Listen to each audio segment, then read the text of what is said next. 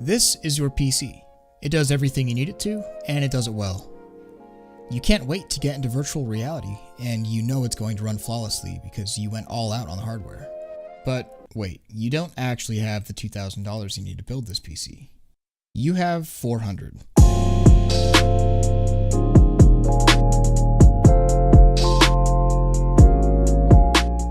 So let's start again. This is your PC. It does everything you need it to, and it does it well enough. You can't wait to get into virtual reality, but you're not sure how it's going to run because you didn't have all the money to go all out in hardware. You had $400 and just enough for an HMD. Well, is it even possible for me to run VR?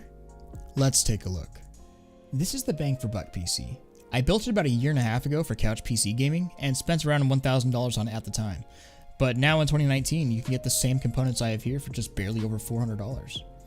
Just to quickly go over the specs that matter, it has a GTX 1060, Ryzen 5 1500X, and 8GB of RAM. If you don't know what any of those components are, I have links in the description that will show you exactly what I'm talking about. Everything else regarding your case, storage capacity, and power supply can go as cheap or as expensive as you want it. And with this Newegg list, for example, the whole package can be had for just barely over $400. Okay, so I was going to run benchmark after benchmark, but instead I figured I would just show you what actual games look like. Well, what you're looking at right now is not only being ran, but also recorded on OBS using only the processing power of the bang for buck PC. That also means that if you are really wanting to get into streaming or recording VR content, you absolutely have the capability to do so. How about we look at some other really popular games? This is Onward, a multiplayer milsim, extremely tactical combat, pretty fantastic feeling weapons, and it's extremely competitive. In fact, Onward is one of the premier games featured in VR League, a VR esports league that's taken off recently. Next we have Lone Echo. Right now I'm playing the standalone multiplayer edition of the game, but the point is clear. This is easily one of the best looking games, and also the best controlling games on the Oculus store. This is yet another competitive game with a large multiplayer audience.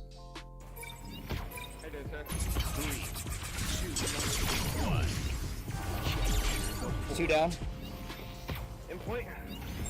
And now we have Space Junkies, an up-and-coming arena shooter that is kind of a mashup between Quake and Lone Echo, retaining zero-G combat but having fast-paced arena-style shooting.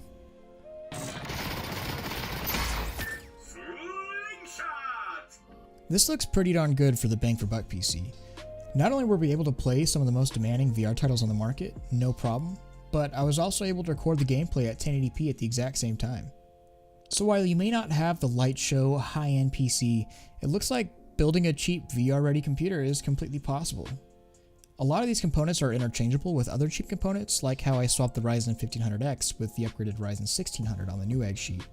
This may seem like kind of an arbitrary topic, as the hardware manufacturers clearly list the minimum specs for VR, but I wanted to give everyone interested a glimpse into what a lower spec PC can do in VR, and kind of have some fun doing it, as PC building is one of my favorite hobbies. I'm going to be posting to this channel every week, so if you enjoyed this video, go ahead and subscribe, and hit that notification bell so you'll know about it. Obviously like it if you like it, and if you don't like it, let me know why. I'd really appreciate your feedback. Well, once again, thank you so much for watching, and I hope you all have a wonderful week.